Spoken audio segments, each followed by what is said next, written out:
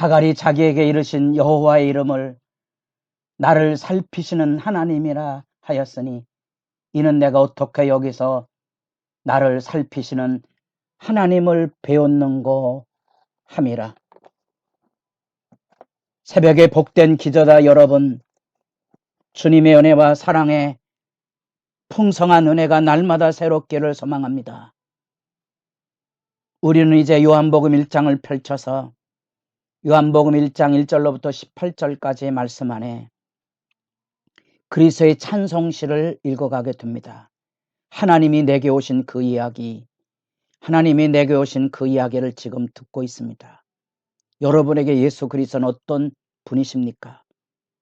예수 안에서 온 세가 지어지기 전부터 항상 존재하셨던 하나님이 만물을 지으시고 그 위대한 작품을 여시고 하나님의 형상으로 사람을 지으사 복된 교제와 대화를 나누시고자 했던 그 하나님의 나라, 그 영광을 우리에게 다시 우리의 일상 안에서 만나도록 우리의 죄와 죽음과 질병과 고통과 불의의 세계 속에 이 새로운 구원의 세계를 여신 생생한 하나님으로 매일 일상으로 만나고 있습니까? 여러분의 식탁조차도 하나님이 내게 준 생명의 양식의 기쁨과 영광을 누리며 살아가고 있습니까? 우리는 이 서시를 통하여 그리스도가 누구인지에 대한 생각을 다시 확인하게 됩니다. 그런 점에서 우리가 어제 살펴본 대로 예수 그리스도께서 만물을 지으시기 전에 먼저 계셨을 뿐만 아니라 그분을 통하여 천지가 창조되었다면 이제 보다 더 구체적으로 오늘 우리가 읽을 9절로부터 18절까지 말씀에 보면 그 빛이 우리들 가운데 생명의 빛이 오는 거지요.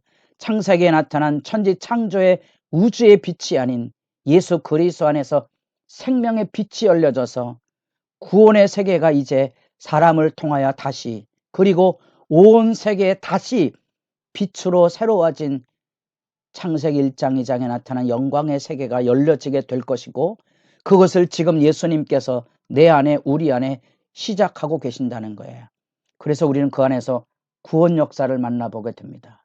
그리고 구원 역사 안에 이제 우리라는 고백이 나오죠.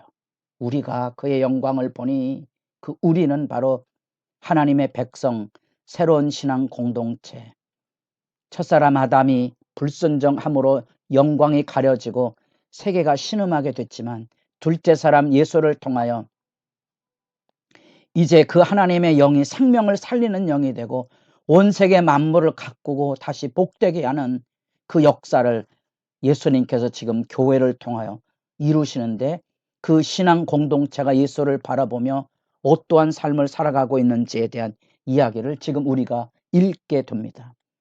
참 빛이 되신 하나님이신 예수님께서 만물을 창조하셨시 이제 새로운 세계를 창조하는 빛으로 우리들 가운데 오셔서 사람을 살리시는 영으로 우리에게 임재합니다. 놀랍고 통곡스럽지만 11절 말씀 자기 땅에 오매 자기 백성이 영접하지 아니하였다. 하나님이신 예수님께서 그 지으신 만물의 세계 속에 깨어진 세계, 진정한 창조주가 아닌 인간이 활개를 치고 어둠을 숭배하는 이 세계 안에 원래의 주인, 원래의 창조주 하나님이 내게 오셨는데 우리에게 오셨는데 세상은 그를 알지 못한다는 거죠. 아니 영접하지 아니하였다는 겁니다. 하나님의 통치와 빛의 세계에 대한 어둠의 거역과 반역을 의미하고 있는 거지요. 저는 종종 죄를 고집이란 말로 연관해서 주로 씁니다. 죄가 왜 무서운 거 아니 고집을 부리는 거예요. 죽기까지 죄는 안 놓습니다. 인간의 오만이 그러하고요. 우리에게 주어진 죄의 세력이 마치 암과 같은 질환이 그런 것처럼 늙는다는 것이 그런 것처럼 한번 붙들리면 죽을 운명이 돼서 죄는 우리를 죽이기 전까지는 우리를 놓지 않을 거거든요. 예수님 풀어 자유케 하십니다. 죽어도 다시 산다. 자유로우십니까? 할렐루야 춤추고 노래할 수 있지 않겠습니까? 구원이 뭡니까? 자유입니다. 죄의 지배가 아닙니다. 우리는 고집이 아닙니다. 언제나 주 안에서 새로 일어나는 겁니다. 우리에게는 언제나 하나님의 말씀이 생명의 말씀입니다. 우리에게는 매일의 일상이 새로운 창조입니다. 그 거룩한 열정을 주님께서 매일 새롭게 불어넣어 주기에 우리는 이 새벽을 깨우는 기도의 자리에 서서 하나님 앞에 서 있는 겁니다. 그러나 놀랍게도 하나님이 부르신 사람이 있습니다. 영접하는 자, 곧 그 이름을 믿는 자들에게는 하나님의 자녀가 되는 권세를 주셨으니, 하나님의 자녀란 말에 이 자녀란 말은 유업을 이을 자며 그것은 동일 속성을 의미합니다. 다시 말하면 그 말의 기본 뜻은 영접하는 자, 그 이름을 믿는 자들에게는 하나님이 되는 권세를 주셨으니 하는 의미가 함축되어 있는 겁니다. 그러면 아마 놀라겠죠. 그럼 왜 하나님의 자녀란 말에 하나님이 들어있다는 사실의 개념들을 주목해 보는 거 아니?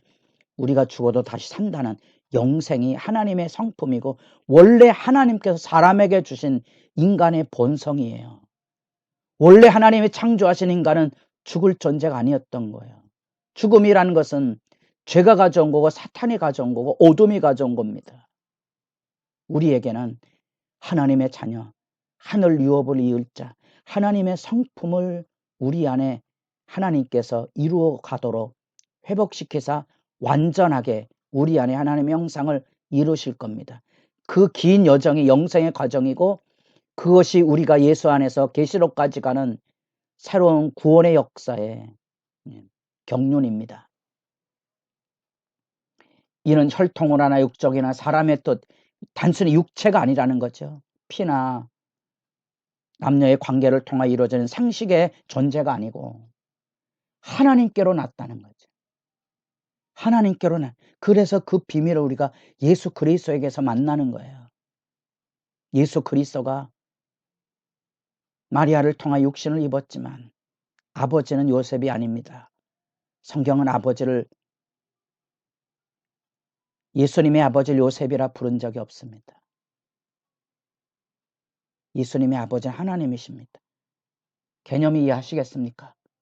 말씀이 육신이 되어 우리 가운데 거하심에, 우리 가운데 거하신다는 이 말은 독특한 성막을 의미하는 샤칸이란 말의 그 의미를 다 그대로 이어받아서 헬란말로 옮겼던 용어입니다. 그래서 우리와 함께 계심에 이렇게 쉽게 번역할 수 있는데 어려운 한자말을 썼습니다. 왜?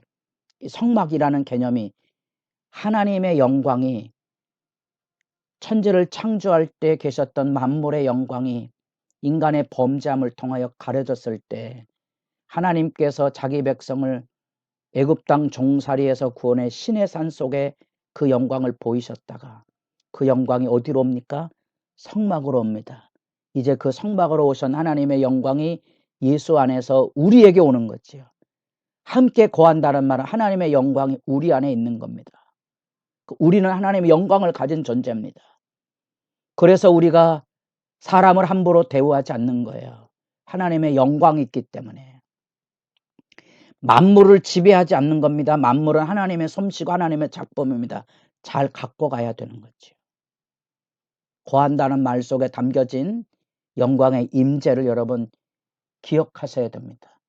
우리가 그 영광을 보니 아버지의 독생자의 영광이요. 아버지의 독생자의 영광.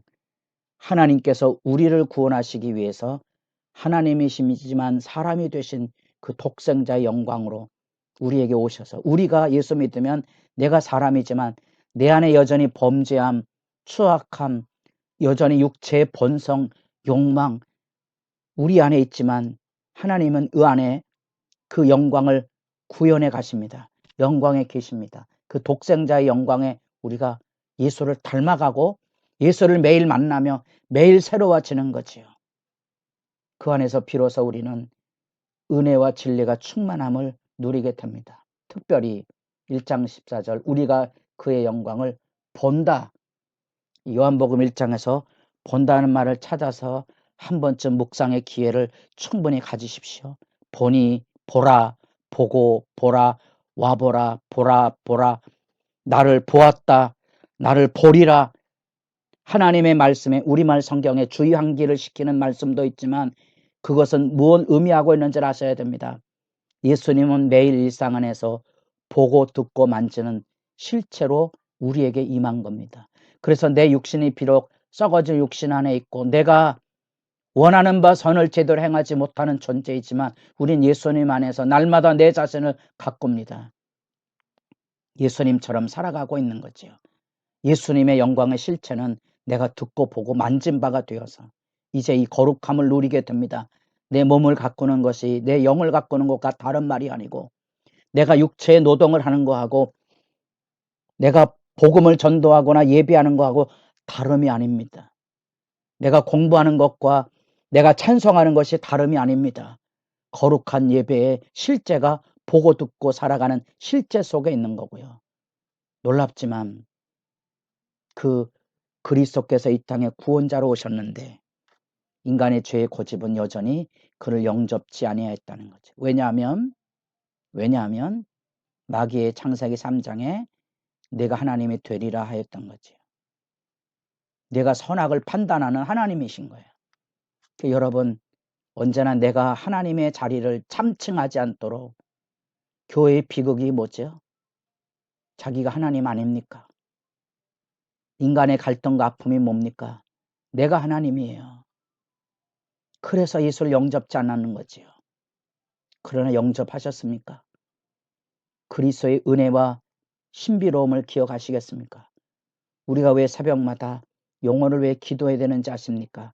나뿐 아니라 내 가족도 이 하나님의 영광을 빛으로 경험해야만 그리스도의 교제를 이룰 수 있고 우리가 교회 안에 누군가를 위해 기도해야 될 이유가 있다면 이 하늘의 복된 영광의 교제를 누리기 위해서입니다. 우리 삶 안에 예수님은 함께 거하셔서 실제 존재로 우리에게 임재하시고 우리는 그 안에서 언제나 은혜와 진리의 충만함을 경험하며 삽니다. 다시 말하면 하나님의 백성으로 살아가는 구약의 율법이 그냥 돌에 새겨진 율법책이 아니고 내 마음에 새겨져서 우리가 즐겨 그 말씀에 순종하며 살아가는 진리가 되는 거지요. 주의 말씀의 행복이 여러분 일상 안에 매일 실천돼가는 즐거움이 살아있기를 바랍니다.